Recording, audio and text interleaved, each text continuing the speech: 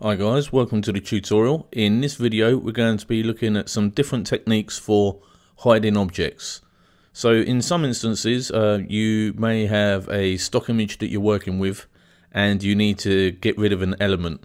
So for the example we're going to be looking at this crucifix pendant, and it may be the case that you have a client that needs to switch it up for something different. I've actually had to do this myself recently, which gave the idea for the tutorial. So one method that everybody online likes to talk about, and there's tutorials everywhere, is the content aware fill.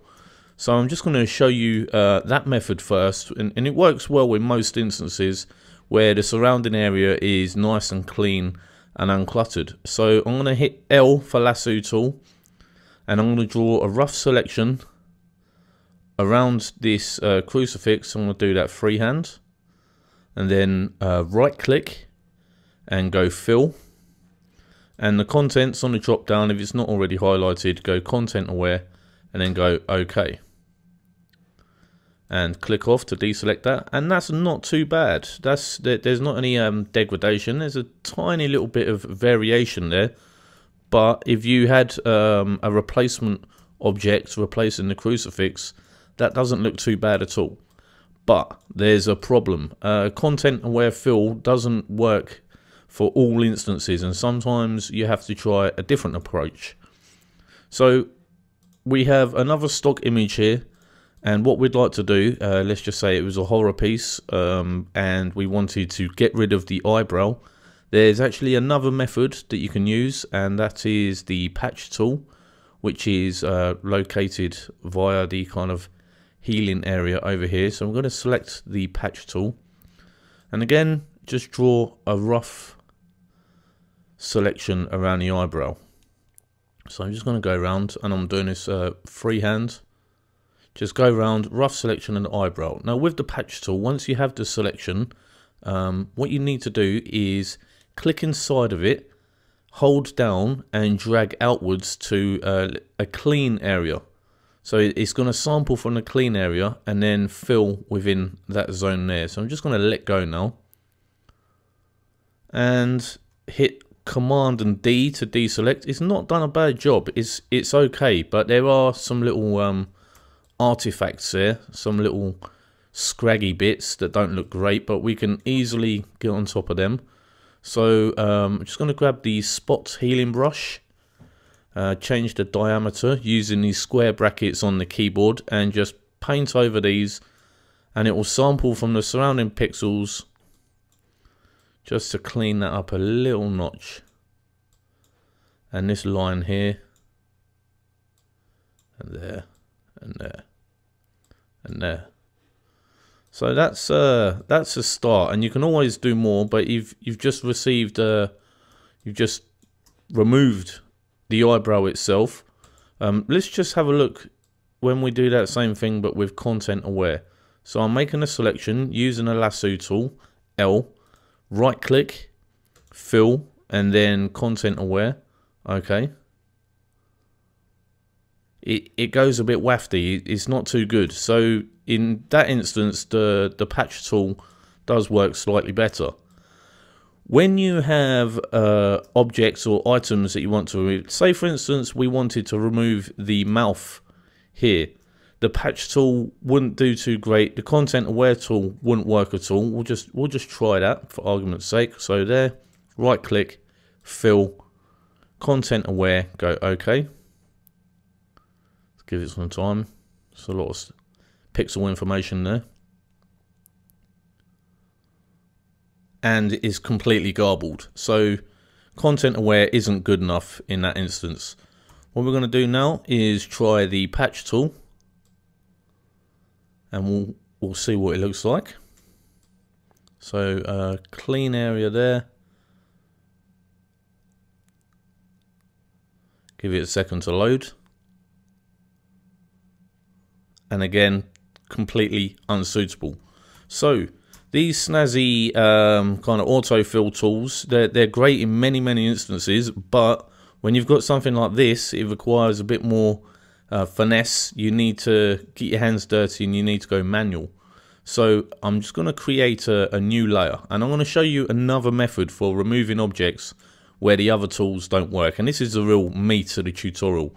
I hit B for brush, and I've got a fairly smallish width there that you can see. Now the idea is to sample. So to change it to the eyedropper tool, I'm holding down Alt, and this allows me to work fast. So Alt there, let go of Alt. So I'll hold down Alt, click, let go, and then drag down in a line like that. And I'm going to do the same for this, and I'm following the kind of natural contours of the face. There we go. Get I'm sampling the lighter areas, so kind of guessing there. I'm going to sample from the nose there.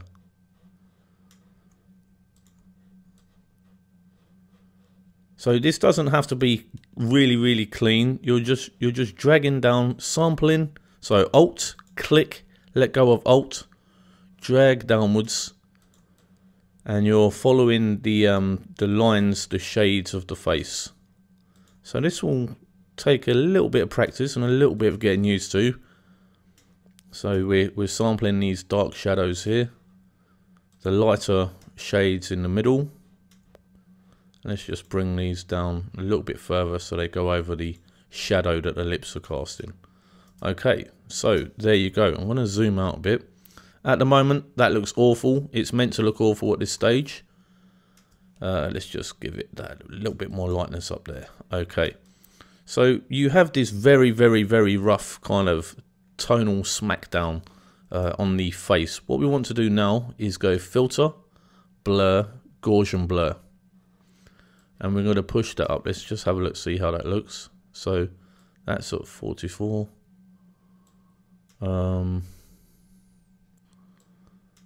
That, I think for this one, for the example, 59 is okay. You can see the lips coming through there, but that's fine. We'll remedy that. I'm just going to go Command and J to duplicate that layer, and it kind of where the paint dissipates out, that will just thicken it up a bit. Down, merge down, Command and E to merge down. Now then, this is going to look Barbie doll. This is going to look very plastic. It's just going to be a shiny skin effect. What we need to do is add some texture. Filter, noise, add noise. In this instance, I've done this before, so I know 2.45 works okay. So hit OK. That's a little bit scratchy. So what we'll do is go Filter, Gaussian Blur, and we're going to pull that down to about 1. I'll type 1 in. 1 will do the trick, and then go OK. Okay, now it has a bit more texture and it looks a bit more natural. So that in itself is looking quite good. What I'm going to do is click on Add Layer Mask, and I'm going to invert the layer mask to black so it hides everything. To invert, I used Command and I and Control and I if you're on a PC. I'm going to hit B for brush. I'm going to make the brush a lot bigger by hitting the right square bracket, and just going to selectively paint in that effect exactly where I need it.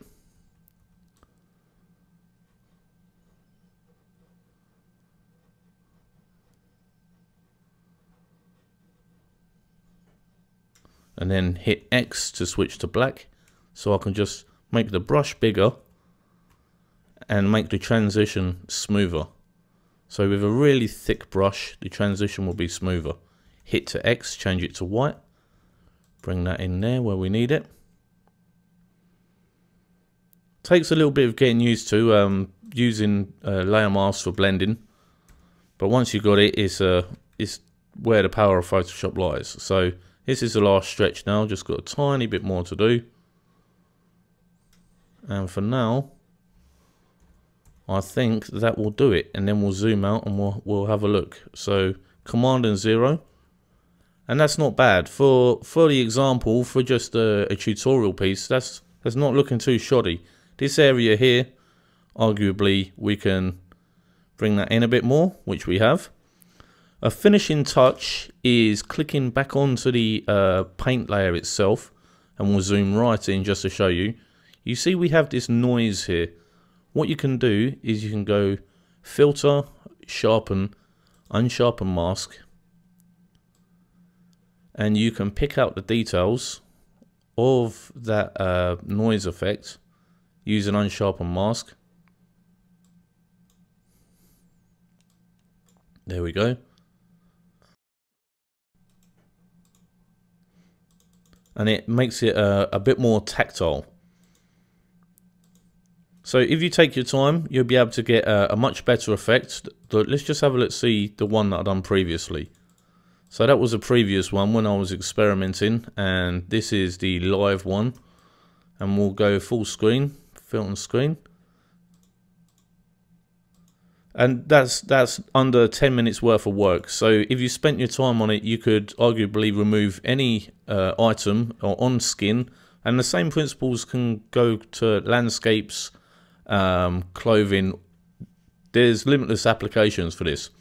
So that will do it for the removing objects tutorial, guys. We're doing lots more now, 3 submissions a week. So make sure you go and check out surrealpsd.com for lots more photo manipulation tutorials.